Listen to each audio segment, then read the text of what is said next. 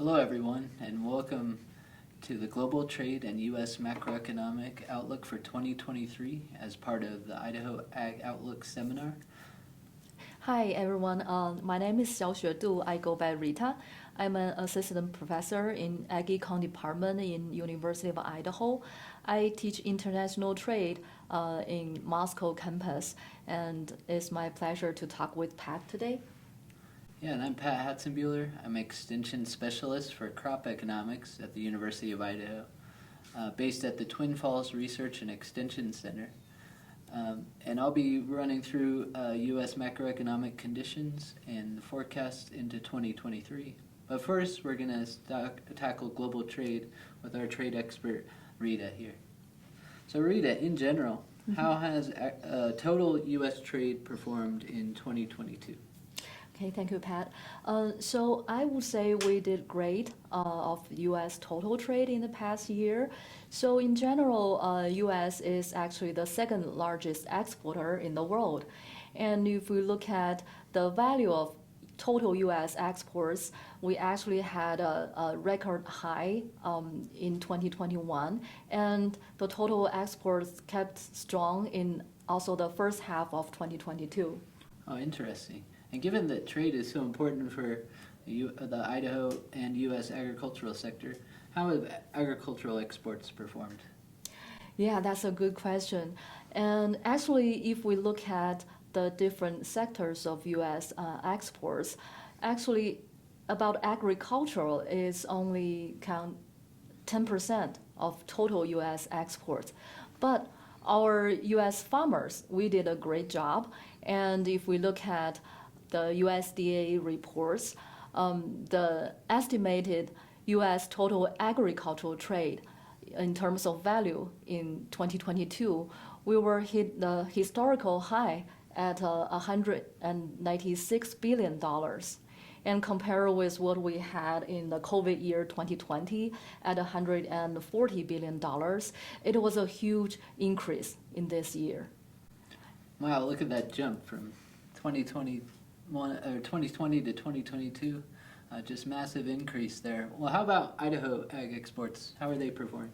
Yeah, and when we look at Idaho ag exports, it's actually different to the U.S. one compared to the export commodities and the destination. We know that for the U.S.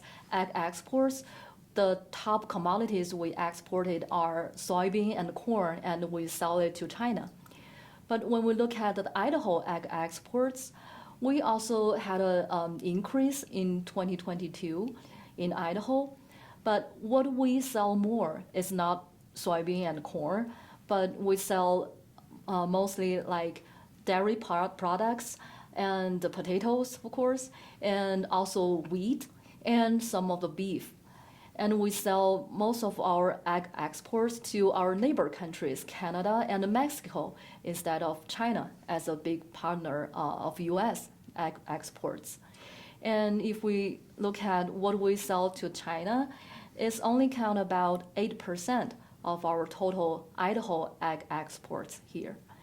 And actually, this is not necessarily a bad thing that China is not our Idaho top trade partner here, because if we think about in the past when we had a trade tension between U.S. and China, when we less rely on the Chinese market in Idaho, that actually make our exports a little less riskier. Yeah, it's a great point and interesting to consider the portfolio of countries that Idaho is engaged with and Idaho businesses are engaged with for trade, and the extent to which those countries are buying our products. But as you mentioned, the risks are not the same across different countries, and over time those change. So as we are looking at 2022, what are kind of explaining the overall global trade patterns? Yeah, and there are something happened in 2022 that was unusual, I would say. And there are mainly three things catch our attention here. The first one will be the war between Ukraine and Russia in this year. And that region produced a lot of wheat and exports to the world market. and also some fertilizers. So we know that when the demand remains the same, when we have a drop in supply side, the price will go up. So the increased wheat price helps us to export our wheat and increase the export value. But at the meantime, the increased fertilizer price will make our inputs more costly. And the second thing is about I will mention the China as our biggest trade partner to the U.S. And when China still hold that zero COVID policy in this year, it will make China less open to the world market. And it will physically make the shipment at China ports difficult or delay for its imports and exports. And also China produce some fertilizers as well. So with all that, it also contributes to the increased input cost in this year and make trade a little bit difficult here. And the third thing is the change in exchange rates of US dollar. We do have a US dollar stronger in this year. And we know that this index of US dollar against most of the currency in the world, we had a strong US dollar in 2022. And historically, we see that a strong US dollar will hurt our Idaho exports because it makes the same products get more expensive in terms of foreign currency, right? So it will decrease our exports. But in this year, the interesting thing is we actually see our Idaho ag exports keep increasing regard this increase of U.S. Export exchange rate. And we see that when the Fed trying to control the inflation and increase our interest rate this year, it keep making the U.S. dollar more attractive and keeps it strong in this year. Oh, it's interesting to consider the portfolio of countries, the relationships, and how those currencies move across each other under different conditions. It's something really to pay attention to, and we'll point that out a bit later as we move into 2023, how those relationships across the different trade partners are emerging. Speaking of 2023, what's the outlook for U.S. agricultural trade looking like next year? Yeah, good point. And actually, the USDA just released its most recent forecast a few days ago. And according to the USDA forecast, in 2023, our total U.S. export will go a little bit down compared to 2022, from $196 billion to $190 billion value. But we see it's, although it's a little bit forecasted down, but it's still a record high value. And more interesting thing is about the forecast compared to the one in August they did. And it's forecasted down a little bit, about $3.5 billion compared to the August forecast. And the more interesting thing is the explanation that USDA gave us why it forecasted down a little bit. So for the U.S. ag exports, it's mainly due to the reduction in exports in soybean and corn, and is offset by some export increase from beef, poultry, and wheat. So we'll see that if we think about our Idaho ag exports, well, we don't affect a lot from the decrease of soybean and corn export, but instead we actually could expect even higher ag exports about beef and wheat in our state. Yeah, so there may be some definitely opportunities on the export side for Idaho agricultural businesses. It'd be interesting to see how it goes with regard to, potentially more corn available on the domestic market, and important for our livestock sectors, in terms of being a feed product. But it'll be interesting to see how those things balance out in the new year. Well, so the expectations of declines in agricultural exports in 2023 partly reflects supply chain disruptions. So, Pat, can you tell us something about how efficiently are the supply chains operating moving to the new year? Yes, absolutely. I'd be happy to, and I think it's an important factor to consider, building on Rita's presentation of export values and how those have been trending, because there are two main factors that matter. Is one, having the product to sell and having a buyer on the other end, and also number two, having the network in place such that you can actually deliver on the sale in an efficient manner, and supply chains largely determine that. So with regard to describing how supply chains are operating currently, I am drawing on an index that's developed by the new Federal Reserve Bank of New York. It's called the Global Supply Chain Pressure Index. And what this index does is it aggregates all kinds of information about like timing of backlogs all across the world, in Asia, in Europe, in the US, and calculates how efficiently goods are moving throughout the world relative to history. And so this index that I have on the slide is plotted for the past 6 years. The black line represents historical averages of timing or of an efficiency with the index. Anything above that black line represents increase in pressure. So that means there are backlogs, things that are disrupting trade. And so you can see from the slide that the index peaked in December 2021, but broadly has been declining over the past year into December 2022, this month, although there's been a little bit of increase in the past months, and the index remains above average. So we still have backlogs relative to history. Supply chain disruptions remain an issue relative to prior to the COVID-19 lockdowns.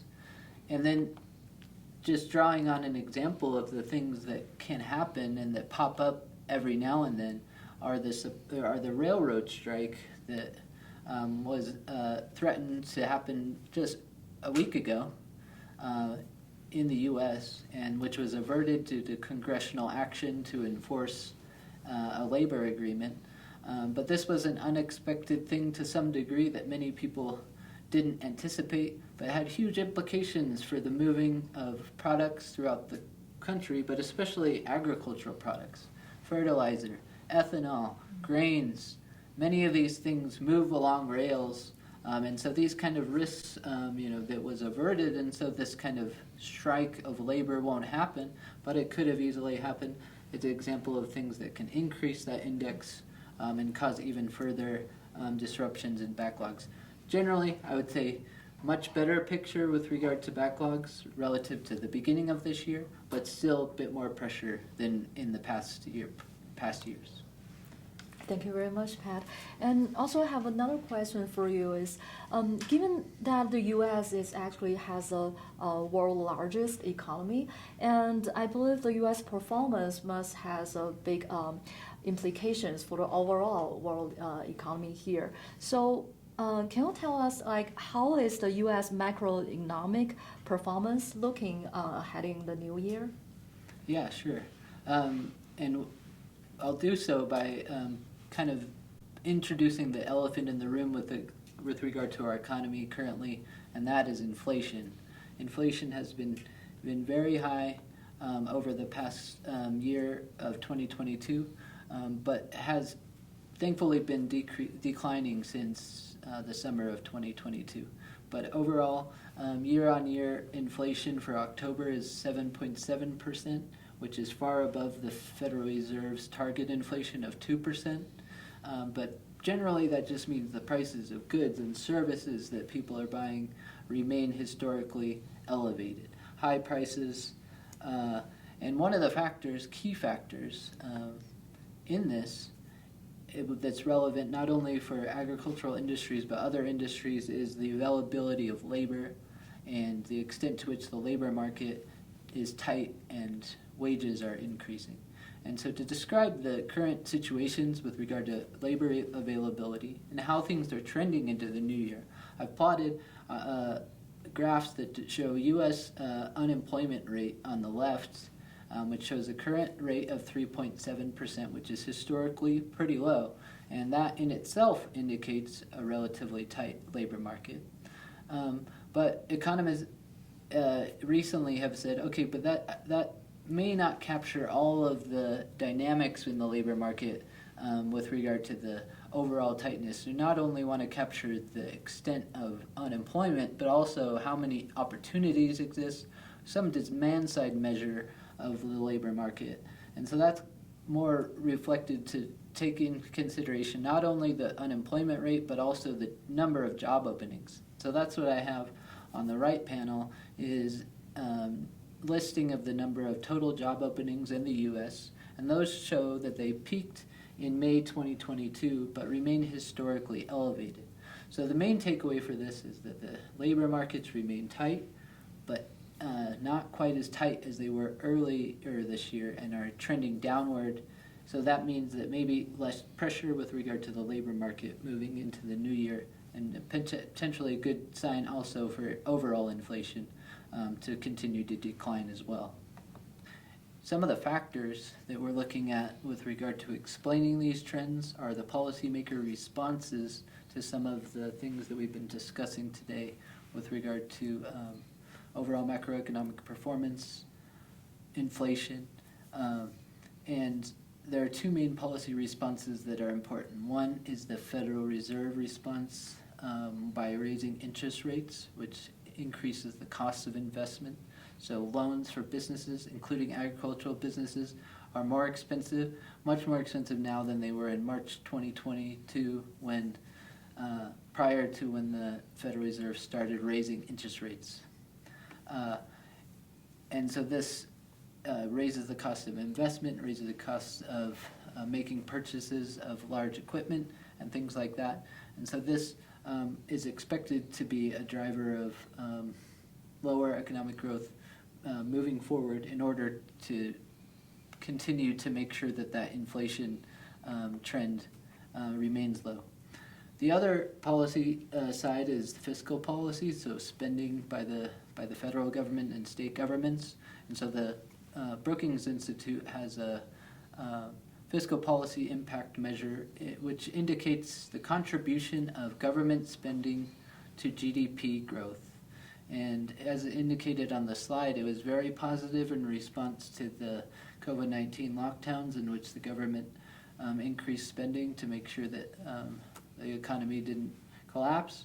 But now that the COVID-19 situation has eased substantially, government spending is also easing a lot, and it's looking like it's going to be a negative contributor for at least the next few quarters and all the way into next year. And so that's another thing that's causing expectations of overall U.S. macroeconomic growth to be lower in 2023 relative to 2022.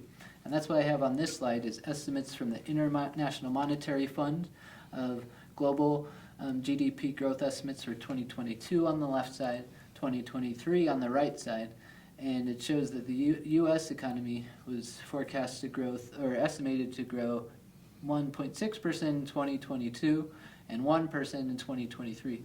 So in aggregate, all of these things are pointing toward lower economic growth, macroeconomic growth, which is a good thing with regard to inflation and labor availability, but it could be a mixed bag with regard to being able to sell your products depending on what it is and what your market is.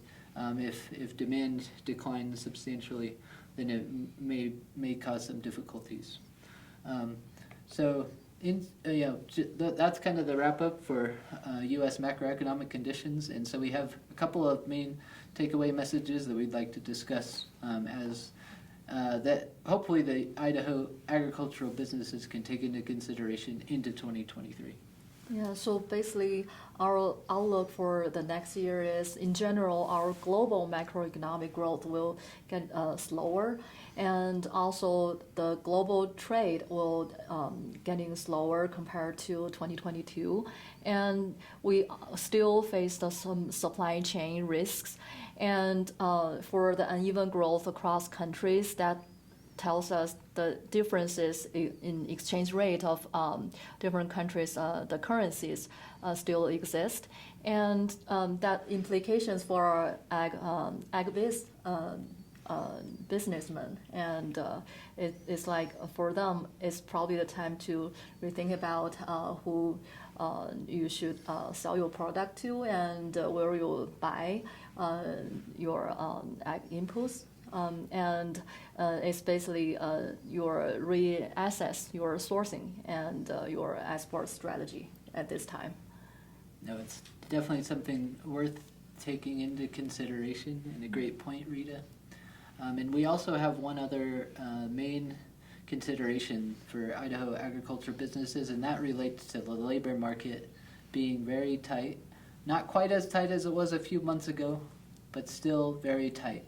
And so the implication for that is that we suggest Idaho agricultural businesses to consider experimenting with labor-saving technology, such as machinery and other things that can reduce the reliance on human labor, especially in such a tight labor market. But remember, interest rates are increasing and will remain high likely into 2023, and prices are also relatively high. And so doing a large investment is not what we would recommend now due to these difficulties of obtaining expensive loans and prices being high, but opportunity to experiment, try something out, and then once the environment with regard to access to loans and prices being a bit lower improves, then you can do some scaling up.